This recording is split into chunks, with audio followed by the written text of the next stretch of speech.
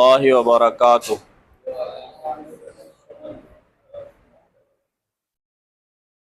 جی الحمدللہ، ایک سلسلہ چل رہا ہے قرآن کریم کا ترجمہ اور تفسیر پڑھنے کا۔ آج ہم پڑھیں گے سورہ بقرہ کی آیت نمبر 114 اور آیت نمبر 115۔ اس کا ترجمہ اور تفسیر سیکھنے کی کوشش کریں گے اور اس سے حاصل ہونے والے سبق پر عمل کریں گے انشاءاللہ تبارک و تعالی۔ جی چلیے پڑھتے ہیں۔ اعوذ باللہ من الشیطان الرجیم، بسم اللہ الرحمن الرحیم۔ جی آیت نمبر 114 دیکھیے۔ ومن، اور کون، اظلم، بڑا ظالم ہے، اور کون بڑا ظالم ہے، ممن، اس شخص سے، منع،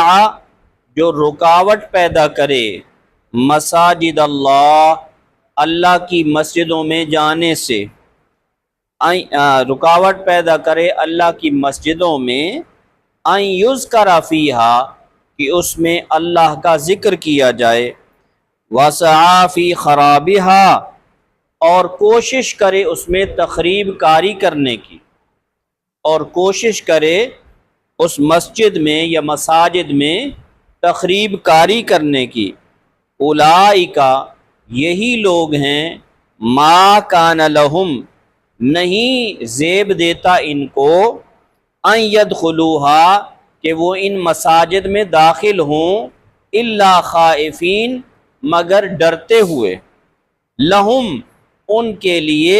فی الدنیا، دنیا میں، خزیٌ، رسوائی ہے، ولہم، اور ان کے لیے، فی الآخرۃ، آخرت میں، عذاب عظیم، بڑا عذاب ہے۔ وللہ المشرق، اور اللہ ہی کے لیے ہے مشرق، والمغرب، اور مغرب، فأینما، چنانچہ جس طرف بھی،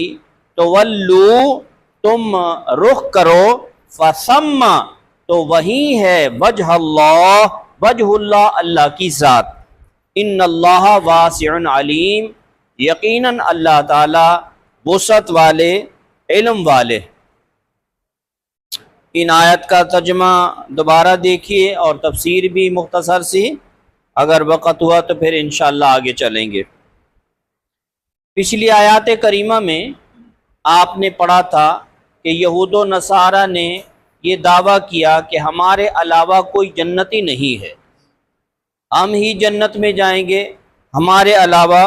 کوئی جنت میں نہیں جائے گا۔ ٹھیک، تو اللہ تعالیٰ فرما رہے ہیں کہ دعویٰ کس کا ہے؟ جنتی ہونے کا ہے، اور کام ان کے کیا ہیں کہ اللہ تعالیٰ کے گھر میں لوگوں کو آنے سے روکتے ہیں، اللہ کا ذکر کرنے سے روکتے ہیں، عبادت کرنے سے روکتے ہیں۔ جس اللہ سے امیدیں لگائے بیٹھے ہیں کہ وہ اللہ ہمیں جنت میں داخل کرے گا، اسی اللہ کے گھر کو بے آباد کرنے کی کوشش کرتے ہیں۔ چنانچہ یہود ہوں، نصارہ ہوں یا مشرکین ہوں، ان سب نے اللہ کے گھر کو بے آباد کرنے کی کوشش کی، تخریب کاری کی کوشش کی۔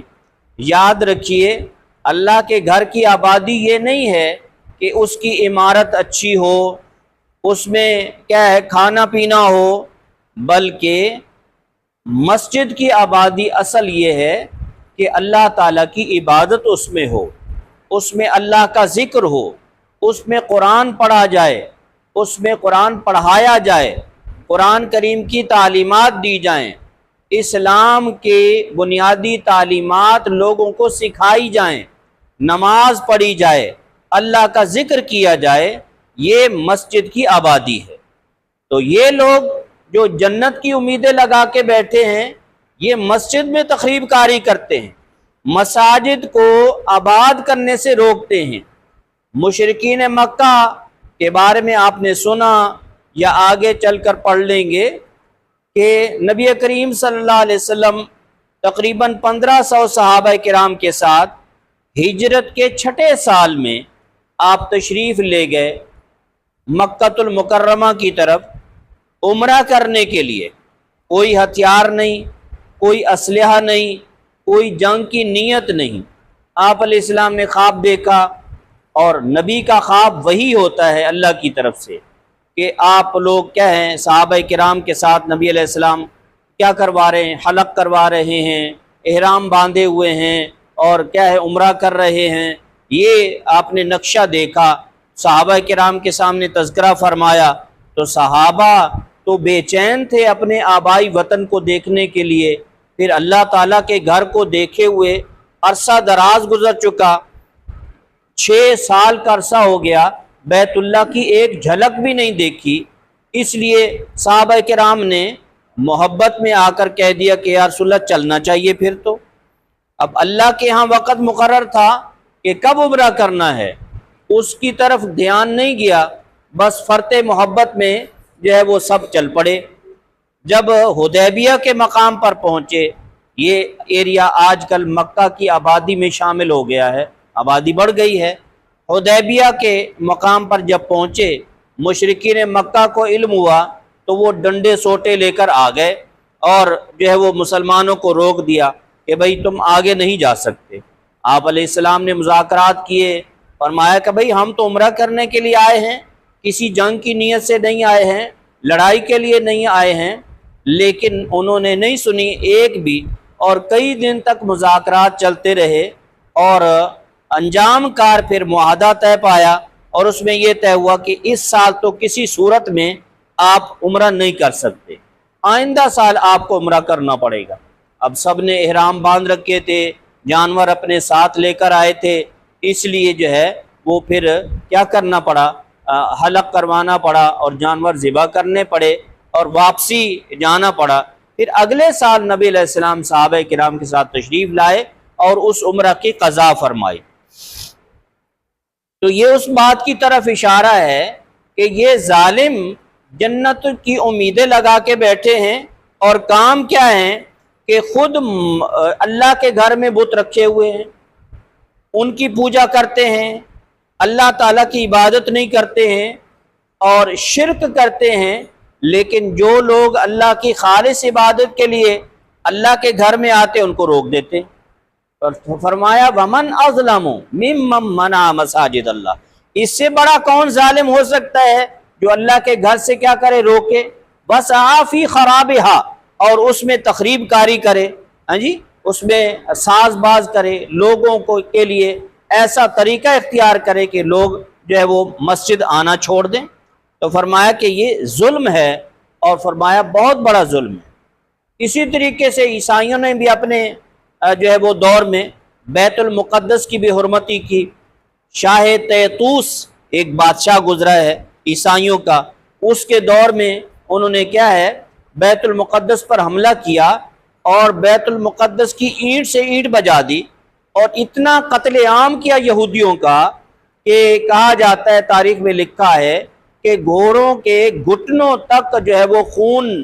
جو ہے وہ گلیوں میں بہہ رہا تھا، اتنا زیادہ قتل عام کیا، اور بیت المقدس کی بھی حرمتی کی، اس کو بے آباد کر دیا، کئی دن تک عبادت نہیں ہوئی اس میں، لوگ وہاں جا نہیں سکتے تھے۔ اسی طریقے سے انہی عیسائیوں نے نبی علیہ السلام کی پیدائش سے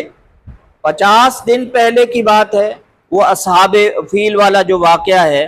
کہ ابرہہ یہ عیسائی تھا، اور اس نے ایک لشکر کشی کی تھی، اپنے ہاتھیوں کی فوج لا کر بیت اللہ پر حملہ کرنے کی کوشش کی، تو یہ انہوں نے بھی اپنا حصہ لیا۔ یہودیوں نے سرے سے بیت اللہ کو قبلہ مانا ہی نہیں، اور یوں عملی طور پر کیا کر دیا، اس کا انکار کر دیا،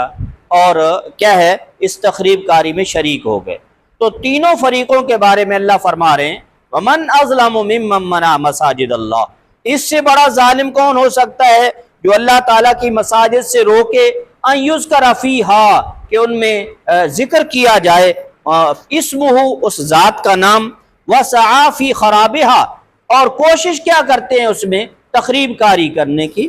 उलाइका मा कान लहुम यदखुलूहा इल्ला खाइफिन, इन लोगों को तो चाहिए था कि ये मस्जिद में डरते डरते दाखिल होते, हाँ जी, अल्लाह ताला से डरते हुए मसाजिद में दाखिल होते, लेकिन इसके बजाय ये क्या करते हैं, इस तरह की तकरीबकारियाँ करते हैं, अल्लाह के घरों को भी आबाद करते हैं। मा लहुम फिद दुनिया खिज़्युन, इसका अंजाम क्या है, मस्जिद में तकरीबकारी करने का अंजाम क्या है, हमारे ऐसे लोगों के लिए रुसवाई है दुनिया में, वलहुम फिल आखिरत अज़ाबुन अज़ीम, और उनके लिए बहुत बड़ा अजाब है आखिरत में। तो ये उनका वाक़या सुनाना सिर्फ मकसूद नहीं है, कोई कुरान करीम तारीख की किताब नहीं है, बल्कि उम्मत मुस्लिमा को हर बात समझाना मकसद है कि अगर तुम्हारी मसाजिद में कोई ऐसा काम हो रहा है या तुम खुद कर रहे हो तो ऐसे काम से बाज आना चाहिए, ये जुल्म है, और ऐसा काम करने वाले जालिम होते हैं जो ऐसा रवैया या ऐसा तरीका इख्तियार करें कि लोग मसाजिद में आना छोड़ दें, लोग मस्जिद से मुतनफ़िर हो जाएं, लोग जो है उनके लिए किसी किस्म की क्या पैदा कर दी जाए, रुकावट पैदा की जाए, किसी भी अपने कौल के ज़रिए से, अपने अमल के ज़रिए से, अपने फ़ेल के ज़रिए से, या किसी इंतज़ामी उमूर में ऐसा कोई काम किया जाए जिससे लोग मस्जिद में आना जो है वो बंद कर दें, तो फरमाया कि ऐसा काम करना जुल्म है और अल्लाह के यहाँ इसकी बहुत बड़ी सज़ा है, इसकी बहुत बड़ी क्या है, सज़ा है। इसलिए मस्जिद को आबाद करने की कोशिश करनी चाहिए, और उसका तरीका यह है कि अपनी ज़ात में हर शख्स ये कोशिश करे कि मेरी वजह से मस्जिद में किसी को किसी किस्म की कोई तकलीफ़ ना हो, न मेरे ऊंची आवाज़ में ज़िक्र करने से, न मेरे तिलावत करने से, न मेरे नमाज पढ़ने से, न किसी दुनिया की बात करने से मेरी वजह से किसी को ऐसी डिस्टर्बेंस हो कि वो बंदा कहे कि भाई इस मस्जिद में नहीं आना चाहिए, कहीं और चले जाते हैं, तो ये मस्जिद में तकरीबकारी के मुतरादिफ है, इसलिए बहुत बड़ा गुनाह है, इससे बचने की कोशिश करनी चाहिए। आगे फरमाया वलिल्लाहिल मशरिक़ वल मग़रिब, अल्लाह ही का है मशरिक़ और मग़रिब, फ़अयनमा तुवल्लू, जिस तरफ भी रुख कर लो फ़सम्मा वजहुल्लाह, वहाँ अल्लाह की ज़ात मौजूद है। पस मंज़र ये है इस आयत करीमा का कि मुसलमान शुरू में बैतुल्लाह की तरफ रुख करके नमाज पढ़ते थे, तो यहूदियों को तकलीफ़ होती थी कि देखो ये हमारे क़िबले को मानते ही नहीं हैं, ठीक है, हम इन पर ईमान क्यों ले आएँ, इनके मज़हब में क्यों दाखिल हों। फिर अल्लाह ताला ने मसलहतन साल 1.5 साल के लिए हुक्म दे दिया कि बैतुल मुक़द्दस की तरफ क्या करो, रुख करो। जब बैतुल्लाह की तरफ नमाज पढ़ते थे तो मुशरिकीन बगलें बजाते थे, देखा ना ये हमारे क़िबले की तरफ रुख करके नमाज पढ़ते हैं, असल में यही असल मज़हब है, ये हमारा भी किबला है, ये भी मुसलमान भी इसको किबला बनाते हैं, इसलिए हम सही रास्ते पर हैं, ठीक है। अगर इनका कोई और किबला होता तो उस तरफ रुख कर लेते, ठीक है, इसी किबला की तरफ रुख करते हैं, ये हमारा है, इसलिए हम सही हैं। जब अल्लाह ताला ने बैतुल मुक़द्दस की तरफ रुख करने का हुक्म दिया, अब ये दोनों अपोजिट साइड पर हैं, वहां जाकर जो है वो अगर आप देखें तो दोनों क्या हैं, मुतज़ाद सिमतों में हैं, ठीक। तो इसलिए जो है वो यहूदियों ने कहना शुरू कर दिया कि देखा ना, आखिरकार मुसलमानों को मजबूर होकर हमारा बैतुल्लाह, हमारा जो है किबला इख्तियार करना पड़ा, इसलिए हम सही हैं, हम हक पर हैं, ठीक है। तो उधर से पहले खुशी होती थी, बाद में इतराज़ शुरू हो गया कि देखो जी इनका कोई पता नहीं है, किबले बदलते रहते हैं, कभी उस किबलों को क्या इख्तियार करते हैं, कभी इस किबलों को,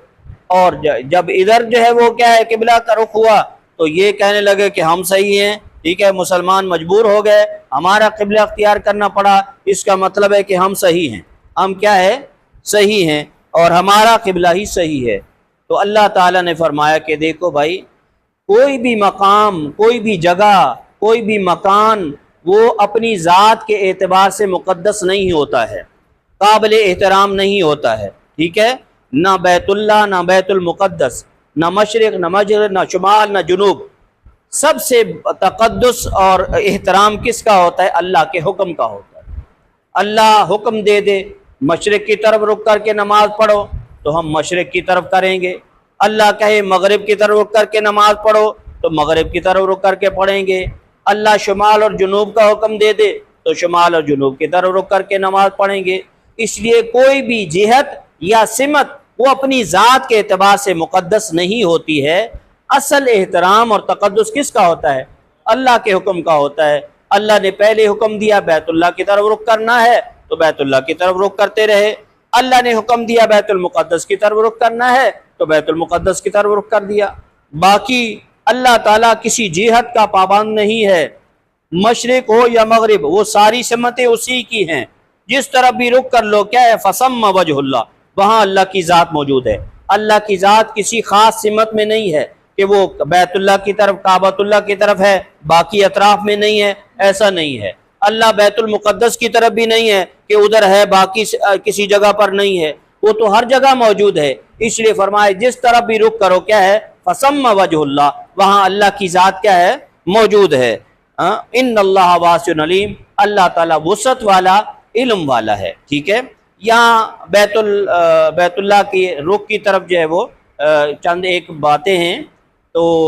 نماز میں چونکہ ہماری نماز کے فرائض میں داخل ہے، شرائط میں داخل ہے کہ بیت اللہ کی طرف، کعبۃ اللہ کی طرف رخ کرنا یہ شرائط ہے، نماز کی شرائط میں داخل ہے کہ بیت اللہ کی طرف، کعبۃ اللہ کی طرف رخ کرنا ضروری ہے۔ ٹھیک ہے، البتہ اگر سفر کی حالت میں ہوں تو ایسی صورت میں کیا ہے؟ اگر نفل نماز پڑھ رہے ہوں تو اس کے لیے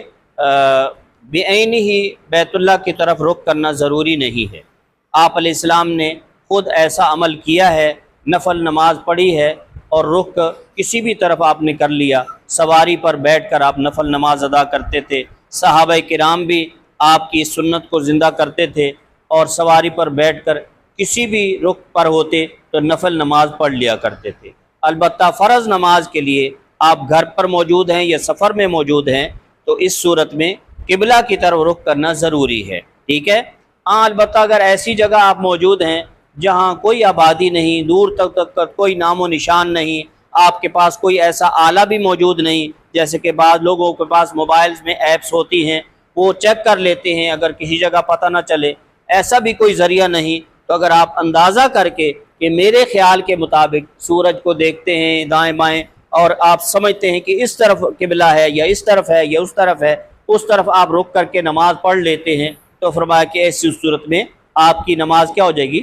درست ہو جائے گی۔ اور اگر بعد میں پتہ بھی چل جائے کہ جس طرف میں نے قبلہ متعین کیا تھا وہ تو قبلہ تھا، اس طرف قبلہ رخ تھا ہی نہیں، پھر بھی آپ کی نماز کیا ہو جائے گی؟ درست ہو جائے گی۔ یہ اس صورت میں ہے جبکہ ایسی جگہ آپ موجود ہوں کہ قبلہ متعین کرنے کا کوئی بظاہر ذریعہ موجود نہ ہو، تو پھر یہ ہے فَأَيْنَمَا تُوَلُّوا، جس طرف بھی رخ کر لو فَثَمَّ وَجْهُ اللَّهِ، وہاں اللہ تعالیٰ کی ذات کیا ہے؟ موجود ہے۔ صدق اللہ مولانا العظیم۔